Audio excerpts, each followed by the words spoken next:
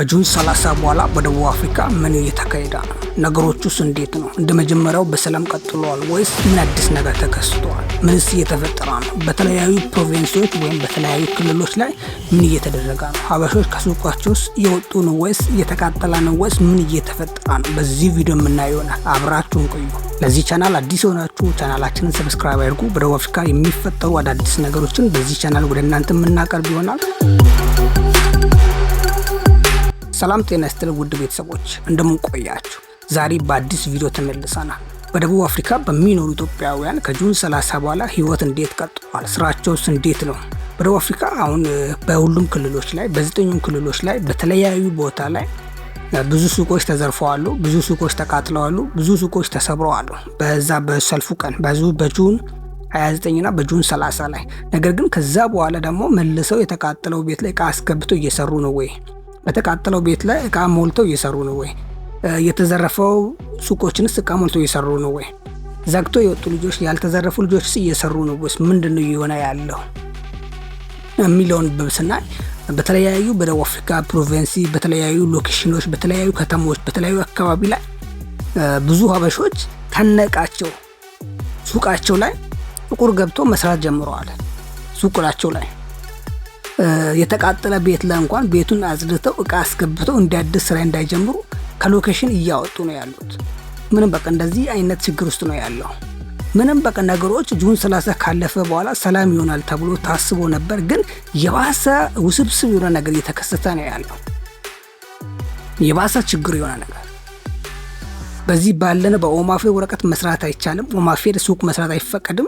በኦማፌር እንኳን ቤት መከራየት እንደማይቻል ተደርጎ በተለያዩ ሎኬሽኖች ላይ ኢትዮጵያውያን፣ ሀበሾች፣ ኤርትራውያን በጣም በብዛት እየተቸገሩ ነው ያሉት። ከጁን 30 በኋላ ነገሮች እንደታሰበው ደህና አልሆነም። እንደታሰበው ቀጥተኛ እንደመጀመሪያው መደበኛው ነው አልቀጠለም። እየተባበሰ የተለያዩ ሰዎች፣ አከራዮች፣ ፖሊሶች፣ የአካባቢ መስባሎች እያስቸገሩ ነው ያሉት በ9ኙ ክልሎች ላይ። እንደውም ትላልቅ ሱቆችን እየተሰራ ያለ ሱቆችን ያልተቃጠሉ፣ ያልተሰበሩ፣ ያልተዘረፉ ሱቆችን እየመጡ ቁልፋቸውን ተቀብለው ጥቁሮች ገብቶ መስራት ጀምረዋል በበሻ ሱቅ። ከአንዳንድ ቦታ ደግሞ እቃችሁን ይዛችሁ ውጡ የተባለ እቃችሁን ይዛችሁ ውጡ፣ የራስን የሆነ እቃ ይዘህ ውጣ፣ ከሀገር ውጣ ተብላ ለምን ተመልሰ መጣል? የተቃጠለ ሱቃቸውን አጽድተው አርገው እቃ አስገብተው ለመስራት ተመልሶ ሲመጡ ከሀገር ውጡ ተብላችሁ ለምን ወደ ሀገር ተመልሳችኋል እየተባሉ በጣም ብዙ አይነት ውስብስብ የሆነ ነገር እየተፈጠረ ነው ያለው።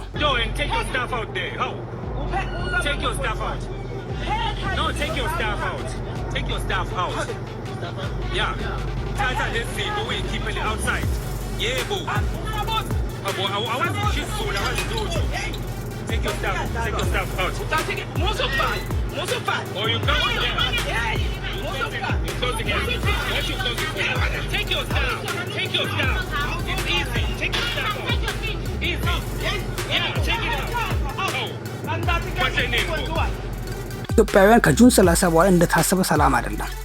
እንደታሰበው ነገሮች መደበኛ አይደለም። እንደታሰበው በሰላም እየሄደ አይደለም። ለዚህ መፍትሄው ላይ እንዴት ነው ምንድነው መሆን ያለበት? መላው ኢትዮጵያዊ በደቡብ አፍሪካ የሚኖር ሰው በዚህ ጉዳይ ላይ ዲፕሎማሲ በሆነ መንገድ መወያየት ያስፈልጋል። በየአካባቢው መደራጀት ያስፈልጋል። ተገቢውን የሆነ ጥንቃቄ ማድረግ ያስፈልጋል። ምክንያቱም የሚያድሩበት ቤት እንኳን እየተከለከለ ነው ያለው። ሾፕ ውስጥ ለመስራት ኦማፌር ወረቀት ከሌላ እንዳይሰራ ተደርጓል። ወረቀት ያለ ሰውም እንዳይሰራ እየተከለከለ ነው ያለው። የሾፕ ኦነሮች፣ አከራዮች ከቤታችን ውጡ እየተባሉ ነው ያሉት። አልፎ ተርፎ መሬት የገዙ ሰዎች ከዚህ ሀገር ከጥቁሮች መሬት የገዙ ሰዎች መሬታቸውን እየተበሉ ነው ያሉበት ወቅት ላይ ደርሰናል። በጣም ደቡብ አፍሪካ አስጊ የሆነ ነው ያለው። ደቡብ አፍሪካ በጣም ውስብስብ ሆነዋል። እየተቸገረ ነው ያለው። የኢትዮጵያውያን እናቶች፣ አባቶች አሁንም ጸሎታችሁ ያስፈልጋል። አስፈላጊ የሆነ የመንግስት ድጋፍ እንፈልጋለን። የኢትዮጵያ ኤምባሲ በዚህ ጉዳይ ላይ ከህዝብ ጎን መሆን ያስፈልጋል። የኢትዮጵያ ኮሚኒቲን በዚህ ጉዳይ ላይ ከመንግስት ጋር ከጥቁሮች ጋር ከዚህ ሀገር ዜጋ ጋር ከዚህ ሀገር መንግስት ጋር አስፈላጊ የሆነ ሪሌሽንሺፕ መፍጠር ያስፈልጋል። ምክንያቱም በርካታ በመቶ ሺዎች እስከ በሚሊዮን የሚቆጠሩ ኢትዮጵያውያን እዚህ ሀገር አሉ።